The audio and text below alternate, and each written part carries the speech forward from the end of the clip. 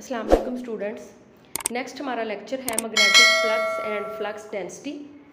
Magnetic flux की definition, उसके फार्मूले और यूनिट पे बात करेंगे, और मैग्नेटिक फ्लक्स और फ्लक्स डेंसिटी में क्या फ़र्क है और इससे रिलेटेड क्या इंपॉर्टेंट क्वेश्चन जो है वो पेपर में आ सकते हैं, तो उसके ऊपर जो है वो हम बात करेंगे। पहला चैप्टर जो था आपका इलेक्ट्रोस्टैटिक्स, उसमें आपने इलेक्ट्रिक फ्लक्स के बारे में पढ़ा। अगर आपको इलेक्ट्रिक फ्लक्स के बारे में अंडरस्टैंडिंग है, उसका कॉन्सेप्ट जो है वो आपको क्लियर है, तो मैग्नेटिक फ्लक्स को समझना जो है वो बहुत आसान है। ठीक है, मैग्नेटिक फ्लक्स क्या है? The number of magnetic field lines passing through a unit area. ठीक है, तो इसको जो है वो हम फार्मूले में ऐसे लिखते हैं B.A। ठीक है, B यहाँ पे मैग्नेटिक फील्ड लाइंस के लिए है और A जो है वो उस एलिमेंट का एरिया वेक्टर है। ठीक है, इट मीन्स के हमने यहाँ पे डॉट प्रोडक्ट के लिए वेक्टर B और जो एरिया एलिमेंट होगा A, उन दोनों के दरमियान थीटा को देखना है। ठीक है, फ्लक्स को समझने के लिए सबसे इम्पोर्टेंट चीज़ ये होती है कि आपने एरिया एलिमेंट को फील्ड लाइन के आगे कैसे प्लेस करना है। ठीक है, तो तब डिपेंड करता है कि आपका फ्लक्स मैक्सिमम होगा और मिनिमम होगा। तो यहाँ पे हम केस डिस्कस करते हैं। यहाँ पे तो ये हमारी जो है वो सरफेस है, इंक्लाइंड सम एंगल जो है वो उसने कोई एंगल जो है वो बना रही है विद मैग्नेटिक फील्ड B। तो यहाँ पे मैग्नेटिक फील्ड B और एरिया के दरमियान जो है वो कुछ एंगल बन रहा है, और ये एंगल जो है वो जो भी एंगल होगा तो इसकी मदद से कॉस थीटा की मदद से हम जो है वो वैल्यू निकाल सकते हैं यहाँ पे पुट करने के बाद। अब यहाँ पे ना तो फ्लक्स मैक्सिमम होगा ना मिनिमम, बल्कि एंगल जो भी होगा उसके मुताबिक फ्लक्स की वैल्यू आएगी। सेकेंड केस में ये एरिया एलिमेंट जो है वो ये, अब यहाँ पे area element perpendicularly magnetic field के पड़ा हुआ है, लेकिन जो एरिया वेक्टर है वो एंगल बना रहा है, यानी वो है पैरेलल। तो दोनों इस केस में दोनों अगर पैरेलल हैं तो थीटा क्या हो गया 0, और कॉस 0 जो है वो 1 होता है, और हमारे पास जो है वो फ्लक्स क्या आएगा, मैक्सिमम आएगा। ठीक है, एरिया वेक्टर किसी भी सरफेस का आप कैसे मालूम करेंगे, यानी आप ये कोई भी सरफेस जो है वो लेते हैं तो नॉर्मल टू दैट सरफेस जो है वो क्या कहलाता है, एरिया वेक्टर जो है वो होता है उस सरफेस के नॉर्मल। ठीक है, थर्ड केस में हमारे पास जो है, थर्ड केस में क्या होगा कि ये हमारे पास सरफेस है और सरफेस जो है वो मैग्नेटिक फील्ड के पैरेलल पड़ी हुई है, लेकिन जो एरिया वेक्टर है वो है परपेंडिकुलर, और यहाँ पे थीटा क्या हो जाएगा 90।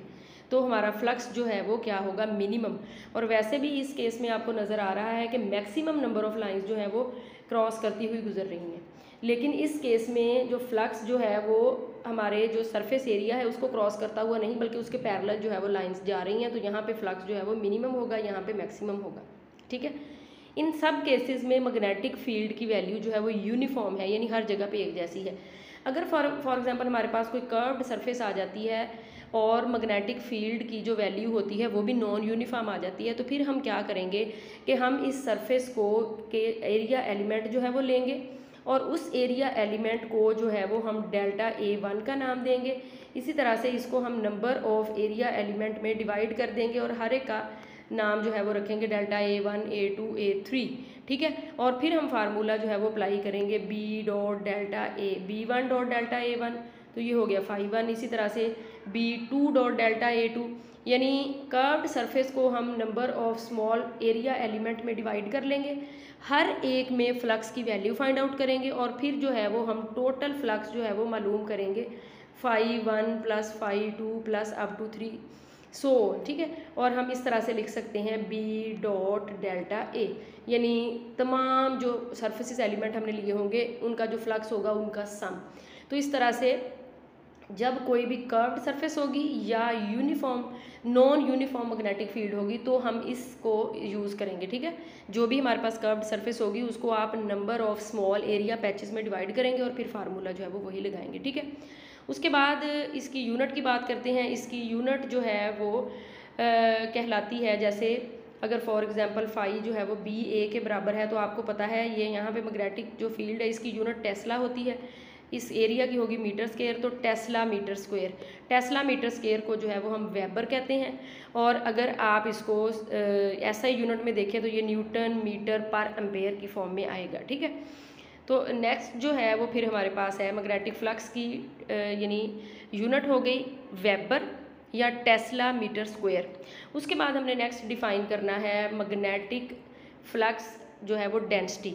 तो फ्लक्स डेंसिटी क्या हो गई, फ्लक्स जो है वो हमारे पास हो गया बी ए, मैक्सिमम के लिए लिखेंगे तो बी की वैल्यू यहाँ पे हमारे पास आ गई phi of B divided by A, flux per unit area. Flux per unit area कहलाता है फ्लक्स डेंसिटी, ठीक है।